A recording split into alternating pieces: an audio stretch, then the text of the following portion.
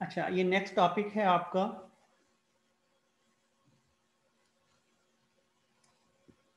Angle between vector u and vector v। दो vector हों तो उसके दरमियान में एंगल जो है हम कैसे फाइंड करेंगे।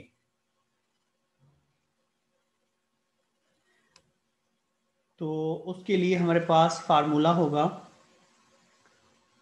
तो इसकी डेफिनेशन ये है कि angle between u and v is the angle theta determined by u and v that satisfied 0 और पाई के दरमियान में जो है वो एंगल होगा। Theta is greater equal to 0 is lesser equal to pi. Example नीचे दी गई हैं। एग्जांपल क्या है, एक एंगल, एक वेक्टर आपका u है और दूसरा वेक्टर आपका v है, इसके दरमियान में एंगल है आपका ये। और यहाँ पर एक वेक्टर u है और दूसरा वेक्टर आपका v है, उसके बीच में जो एंगल बन रहा है वो आपका थीटा है। और एक आपका वेक्टर u है और एक वेक्टर आपका v है, उसके बीच में जो एंगल बन रहा है वो आपका थीटा है। इसको हम कैसे फाइंड करेंगे।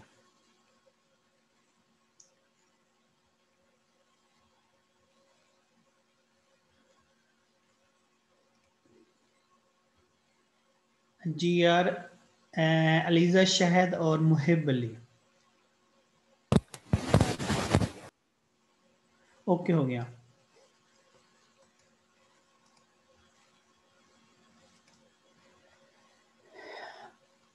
अच्छा, नेक्स्ट देखिए, नेक्स्ट क्या होगा आपका। नेक्स्ट यही है। तो यह ऐसे भी एंगल हो सकता है कि अगर आपका वेक्टर u जो है वो नीचे आ जाए, यहाँ पर आ जाए, तो फिर हम जो है ना वो कैसे इसका वेक्टर, इसका एंगल फाइंड करेंगे। वो थीटा उसका आपका एंगल होगा। अच्छा, इसको हमारे पास एक मेथड होता है डॉट प्रोडक्ट।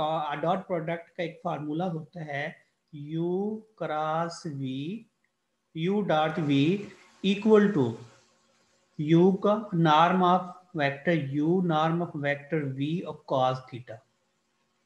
इस फार्मूले की मदद से हम वो एंगल फाइंड करेंगे। थीटा हमारे पास जो है वो हम फाइंड करेंगे। दो वेक्टर अगर आपके पास गिवन है तो दो वेक्टरों को यूज करके आप थीटा फाइंड आउट कर सकते हैं। दो वेक्टर को कैसे यूज करेंगे, सबसे पहले आप क्या करेंगे, सबसे पहले आपने u का नॉर्म निकालना है, नॉर्म ऑफ u निकालना है, और दूसरा आप नॉर्म ऑफ v निकालना है।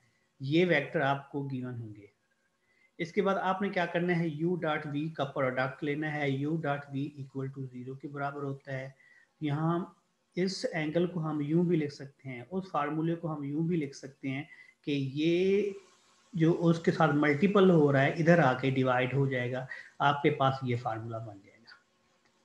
अगर आपने थीटा फाइंड करना है तो ये फार्मूला भी लगा सकते हैं, ये फार्मूला भी लगा सकते हैं। जो फार्मूला आपको याद हो जाए वो आप पुट कर सकते हैं। क्योंकि हमने थीटे की वैल्यू निकाली है, तो cos theta is equal to u dot v divided by u का मैग्नीट्यूड और जो है ना v का मैग्नीट्यूड।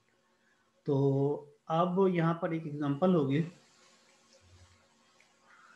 एक एग्जांपल यहाँ पर क्या है कि फाइंड डॉट प्रोडक्ट। जस्ट हमें डॉट प्रोडक्ट लेना है। डॉट प्रोडक्ट कैसे होगा, u का मैग्नीट्यूड ले लिया है और v का मैग्नीट्यूड ले लिया है, दोनों का मैग्नीट्यूड को हमने मल्टीपल करना है।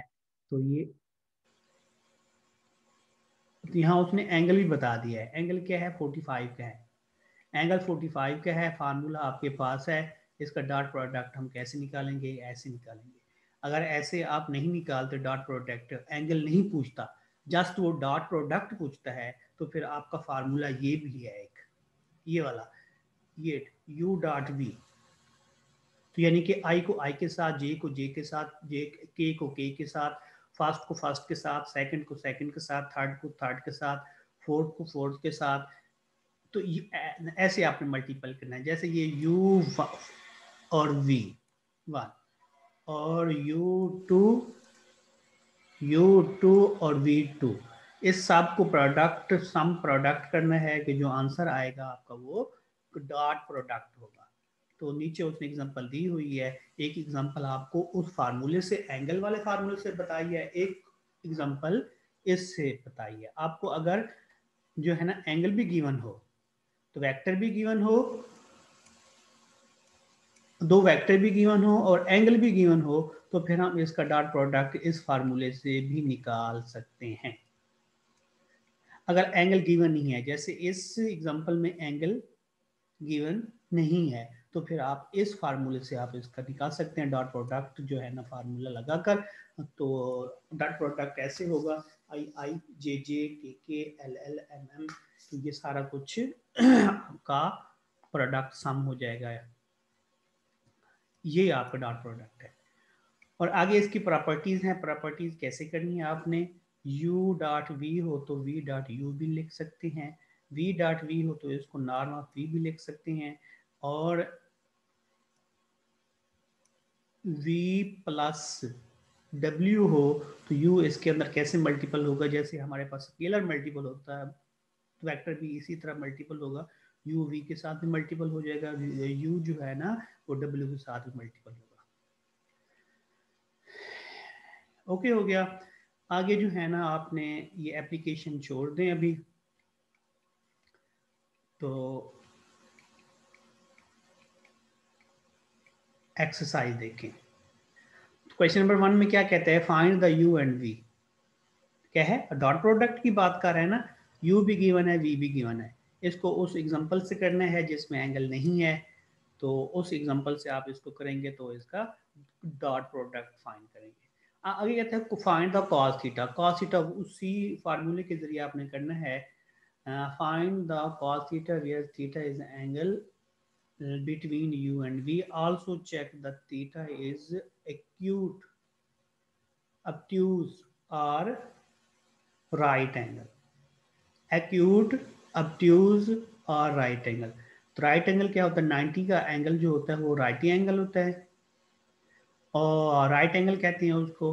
obtuse किसको कहते हैं, एक्यूट किसको कहते हैं, जो 90 से लेस हो उसको हम एक्यूट कहते हैं, जो 90 से अबव हो उसको obtuse कहते हैं। और ये क्वेश्चन नंबर 1 आपने यूज करना है। क्वेश्चन नंबर 1 के जो वेक्टर हैं ये यूज करते हुए आपने cos थीटा फाइंड करना है। इसके बाद आपने क्या करना है, एक्यूट है एंगल चेक करना है, यानी कि cos थीटा दूसरी साइड पर जाकर इन्वर्स हो जाएगा।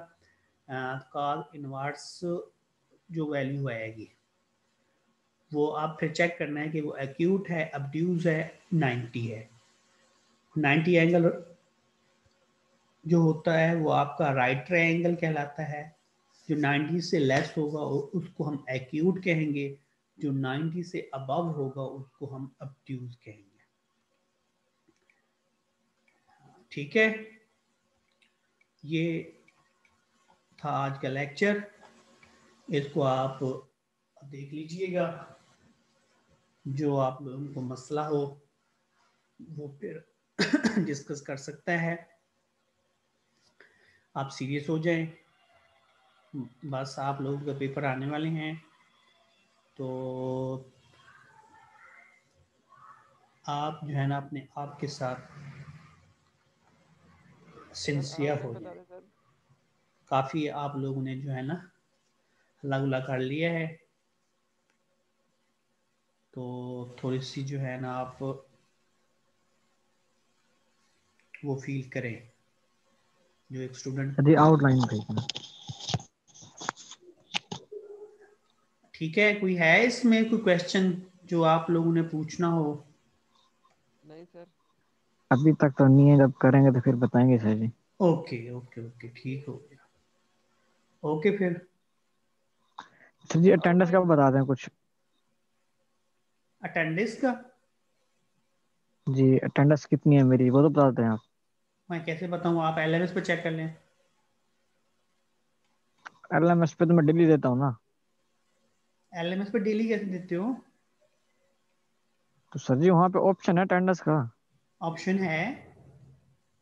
जी सर जी। तो मेरे कोर्स में अब आपका तो नहीं पता, औरों में तो है, तो अब ये खुद हाँ तो मैंने आप बंद लगा के किया हुआ एलएमएस है। पे चेक करें। लगा रहा हूँ, आप कहते हैं अटेंडेंस का ऑप्शन है मेरे पास। सर जी औरों में तो है ना, आपने कहा कि एलएमएस पे चेक कर लो, मैंने कहा वहां पर अगर आपने दिया फिर तो होगी नहीं मेरी अटेंडेंस कंप्लीट। नहीं, मैं अटेंडेंस लगा रहा हूँ, आप चेक कर लो कि आपकी वहां पर सर कितना। सर आपके एलएमएस पे है सर लीनियर अलजेब्रा में। जी सर लीनियर अलजेब्रा जो है ना एलएमएस पे, उस पे है अटेंडेंस का ऑप्शन। समझ नहीं आ रही आपकी बात।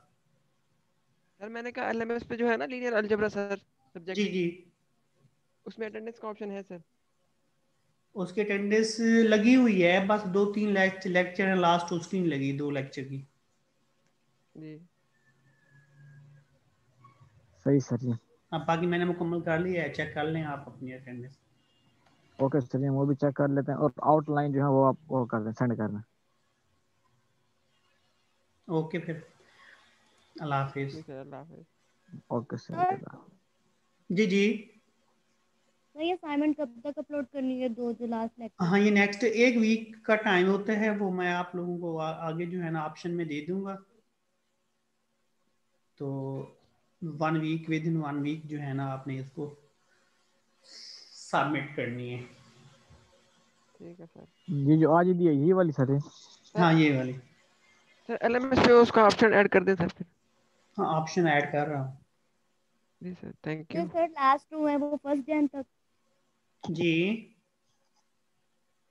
जो लास्ट टू है मतलब कि असाइनमेंट को फर्स्ट जैन तक अपने सबमिट करवानी है हमने। और लास्ट 2 जो है ना आपके पास 1 वीक होगा, नेक्स्ट वीक तक। आपका आगे लेक्चर तो नहीं है ना इसी वीक में? सर जी अब तो सारे लेक्चर ही लेक्चर हैं, अब तो एग्जाम आ गए। नहीं, 2 लेक्चर एक आपके मिनट, मुकम्मल हो गए हैं मेरे। नहीं सर नहीं, कल है आपका एक आपका तो लेक्चर। फर्स्ट है इस वीक का। अच्छा, तो कल है आपका लेक्चर फिर? जी जी कल जी। भी है 11 बजे। ओके फिर, कल कर लेंगे। कल में जो है ना नेक्स्ट वीक क्या होगा, नेक्स्ट फ्राइडे तक आपने जमा करानी है। ठीक है सर सर जी। सर जी जो 9 और 10 हमारा लेक्चर है उसकी भी अभी असाइनमेंट है। आपने कहा था फर्स्ट जैन तक इसको अपलोड करना है, तो उसका ऑप्शन है एलएमएस पर। जी, लगाया हुआ है ऑप्शन, आपने अपलोड नहीं की? सर ऑप्शन नहीं है उसमें एलएमएस पे सर। सर एक असाइनमेंट है, दूसरी असाइनमेंट का नहीं है, 9 और 10 असाइनमेंट, चलो मैं आपको असाइनमेंट है 2। ना, ये 9, 10 और ये 2 लेक्चर, ये सबके असाइनमेंट एक ही असाइनमेंट पे आपने इसको अपलोड करनी है फिर, एक फाइल बनाकर। एक फाइल बना के, ओके। अच्छा, ठीक है। ठीक है सर जी, इंशाल्लाह करेंगे। ओके फिर, अल्लाह हाफिज। Okay, thank you. अल्लाह।